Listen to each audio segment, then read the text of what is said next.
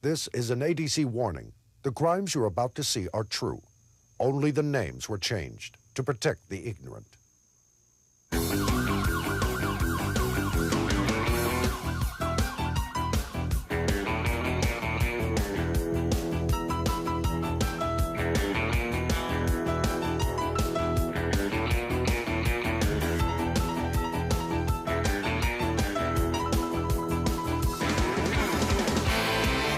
Tonight on America's Dumbest Criminals, a man who was driving under the influence of Elvis, a high-speed chase in a camouflaged car, and a petty thief who meets the caped crusader.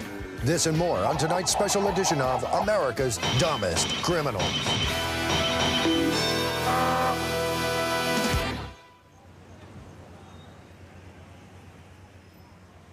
Good evening, and welcome to America's Dumbest Criminals. I'm Daniel Butler, your host. You know, folks, we've been around this country, from Seattle to Fort Lauderdale, and we've seen a lot of dumb crime. But tonight, we bring you a very special edition of America's Dumbest Criminals. The acts you're about to see are illegal in themselves, but the disguises, downright criminal. We were filming on location in Nashville, Tennessee, when we discovered a unique breed of dumb criminal. Sergeant Floyd Hyde was on the scene. We were in South Nashville, and we had closed a lane of traffic down because we were filming a series for America's Dumbest Criminals. And we closed the road down with traffic cones, a sign that said lane closed on it. Behind that barrier, we had two wooden barriers. And then behind those two barriers, we had a police car with the blue lights on it. Of course, in front of the police car were the policemen. So we're standing there trying to make sure the traffic control was smooth and everything, and we look up, and here comes this man down the wrong side of the road. He had drove around all three barriers, and then he drove around the police car before we could get him stopped. And we asked him where he was going, and he said, well, I didn't realize that this lane was closed. I knew the other lane was closed. You, pull over. I think this is a talent for the next shot. Sir. Oh, wait a minute, we got two of these guys. I'll handle it, sir. I'll handle it. What's going on up there? Of course, we knew at that time that he was intoxicated. So we made him park his car, told him he couldn't drive on the wrong side of the road simply because the right side was closed. And right there in the middle of the set, we did our field sobriety test, and of course he failed, and we arrested him for DUI. And then he asked us what we were filming, and when we told him it was America's Dumbest Criminals, he kind of chuckled and he said, well, I guess I'm a candidate now, ain't I? It's unbelievable how many people would come up in the police cars. It was well marked that the road was closed. There was marked units out there, and they'd see them, but the people continued to speed through there. We made 30, 40, 50 speeding arrests, a couple revoked driver's license, and eventually a DUI arrest as a result of it. It was a very productive night for us, and I guess for ADC also. Our first Elvis impersonator caught in a trap, but this was only the beginning. ADC quiz number 318. A house burglar in Pittsburgh was unable to resist when captured by the police. How was he caught? Did he A, break in while the owners were home, B, leave his fingerprints on the door, or C, lay down and fall asleep on the couch? The correct answer is C. A crowd of G-men surrounded him and immediately applied the couch potato cuff. Was our next dumb criminal the king of rock and roll or the godfather of soul? You be the judge. And I was just driving one night, and I rolled up next to this guy in a Honda Civic, 95 model. And I just happened to look over there, and I looked in the ignition, and there were no keys there. So I said, okay, be cool. And so I got on the radio, ran the tag. She came back, dispatcher said, where do you have that car? And I told her. She says, that car is stolen, taken out carjacking. I said, okay. I hit my lights. This guy took off. I said, okay, we're 10-100. I love it. And you can tell it's 5-speed. He couldn't drive a 5-speed. You could tell that much. Couldn't drive because the back end was going up and down, up and down. And another thing, I was able to tell the dispatcher which way he was going, because whenever he turned, he'd signal. Say, okay, he's gonna turn right. He's gonna turn right. Okay. So we go down this dead-end street, and he jumps out the car. So he ran toward these bushes. I lost sight of him, but what he had done, he had hidden underneath those. Well, I didn't know he was there. So I'm running through the bushes, and I stepped on him. And there he was. I think he was eating up with ants. Anything that was there in those bushes, they had him for dinner, more or less. On the ground! Oh, God! Hands in my pants. Officer, baby, I got her hands in my... Whoa, whoa! Ah, oh, please, help me, help me, help me, help me! The king had found a new place to dwell. It was down at the end of Lonely Street in an anthill motel. It's obviously a crime to impersonate the king of rock and roll, but it's also a crime to impersonate the king of Dink and Dent. This is actual surveillance camera footage from a body shop that employed the moneymaker. Hey, watch this. To increase a car's damage and his profit, the Dr. Nick of Crash and Crunch wrapped a sledgehammer in duct tape and then mauled the Mazda. 1 for you, 500 for me. 2 for you, 800 for me. This devil in disguise was dumb enough to do his damage right in front of his own surveillance camera, which was used to convict him. Hey, I totaled it. I made it to the bonus round. In Florida, it used to be against the law for a wife to collect her husband's paycheck, but she could impersonate a giant cassava melon and collect a loving cup of gravy. Ladies and gentlemen, we are proud to present the first twin Elvis sighting. Well, we had armed robbery downtown, and there's 2 individuals involved. So one individual got away. He got out the back of the bank before we arrived. The second individual was caught by our officers coming out the front of the bank. The first individual came out of the crowd, and the suspect had gotten away. We asked him, you know, why he came back, because he was in the clear. Well, they was from another town. And he said, my buddy had the car keys, and he said, I had to come back and get the car keys because I didn't have a ride home.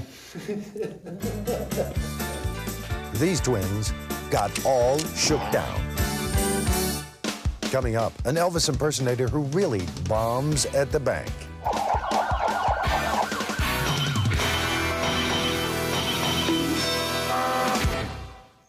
Up next, a petty thief accidentally runs into the king of rock and roll justice. Many years ago, there was a burglar working at a truck stop area where 18-wheeler semi-trucks were coming in day and night, 24 hours a day. And he was breaking into these 18-wheeler trucks with some regularity. And the merchandise was being sold the following day on streets a few blocks away just to passersby on the street. Well, one night, this burglar got greedy, I guess, and he broke into an 18-wheeler truck at this truck stop area and decided that he wanted to sell the merchandise and get the money right then. Well, the only 2 businesses in the area was the truck stop and a bar. So the burglar took a specific number of audio cassettes in a certain case into the bar and proceeded to attempt to sell the audio cassettes. What he didn't realize was the bar was full of truckers, and the man that he handed the audio tapes to try to sell, they belonged to him. I got him down, I got him down. So, needless to say, we responded to a big disturbance call at the bar, and by the time we got there, there were several burly truckers outside holding the man at bay.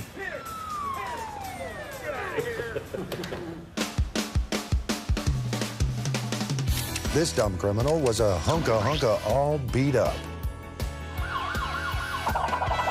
In Ohio, it used to be against the law to sit on top of a taxi. However, it was legal to roller skate on the world's tallest turntable.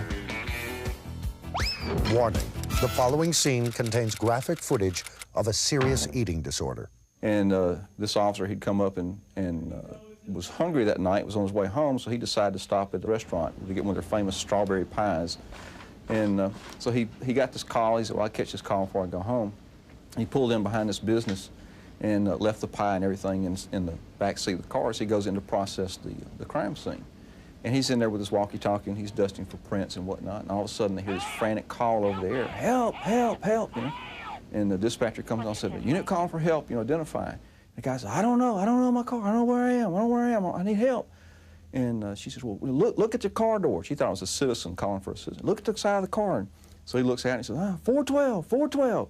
And she says, all cars, officer needs help, unit 412, and she dispatches location. Well, the officer inside says, wait a minute, I'm 412, you know, what? So he dashes outside and he looks and he finds this man sitting in the back seat of his car just covered in blood. And he says, give me the paramedics, I got a man hurt.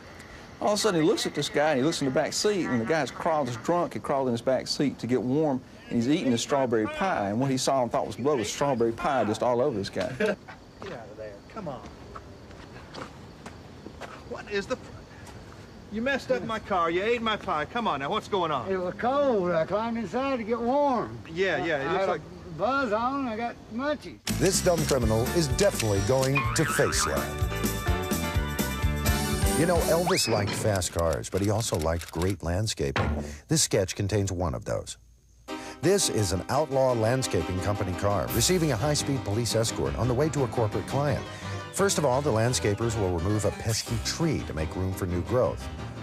Now, as they remove the tree from the grounds for proper disposal, they'll fog for insects. Now, once they've properly disposed of the tree, they'll quickly sweep the streets. Then they'll cut the grass. After a frantic mulching, they're ready to plant their bulbs in jail, where they will compost for 15 to 20 years. Ladies and gentlemen, the first known father and son Elvis sighting. Bizarre, but true. Here, Elvis Sr. and Elvis Jr. enter a liquor store. Dad immediately instructs Jr. to disable the video cameras. Junior, get that kid. Get that video. Get that camera. Get him out. The problem with most surveillance camera footage is that you never get a really good close-up of the face, so it's difficult to make an ID. But Elvis Jr. obliged by putting his face right in front of the camera before he clipped it off. Hey, it's still better than having a daughter who marries Michael Jackson. Coming up, here's something you don't see every day, an Elvis impersonator with a missing Philco on America's dumbest criminals.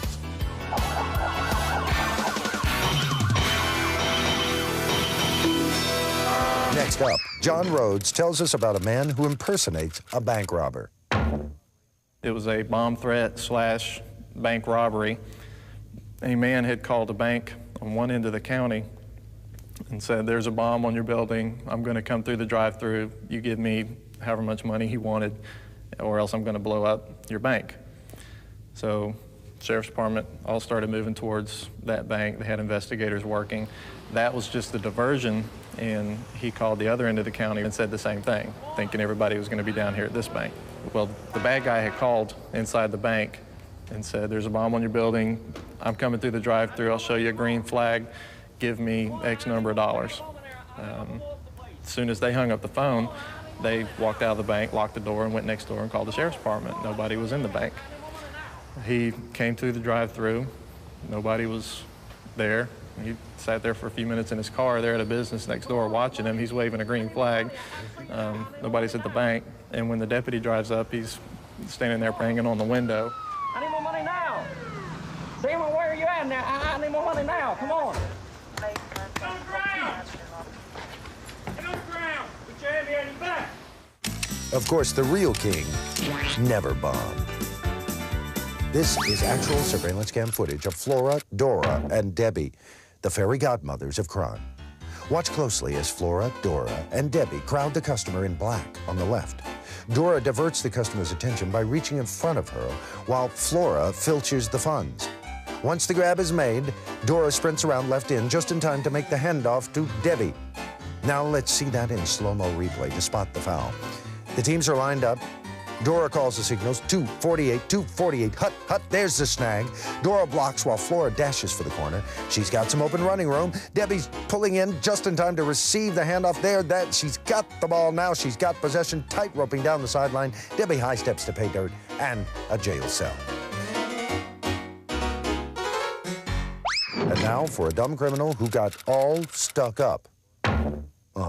One night they get a call on a burglar in progress, a man trying to go through the second-story window.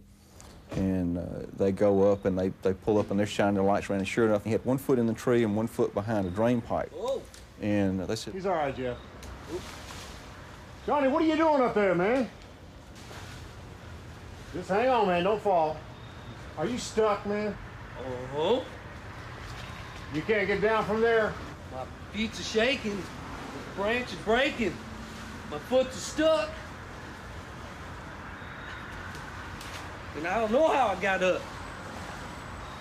Why don't you come on down, we'll do a couple of choruses of Jailhouse Rock, huh? Hang on, hang on. Jeff, we need fire and rescue on this one, I believe. Okay. Just sit tight, we'll get you down. And he had to call the fire department out to help pry him off and had to pull the pipe off the wall and everything. This Elvis impersonator just couldn't help falling. In Ohio, it used to be against the law for a student to date a ski instructor. But as wise men say, only ski instructors rush in.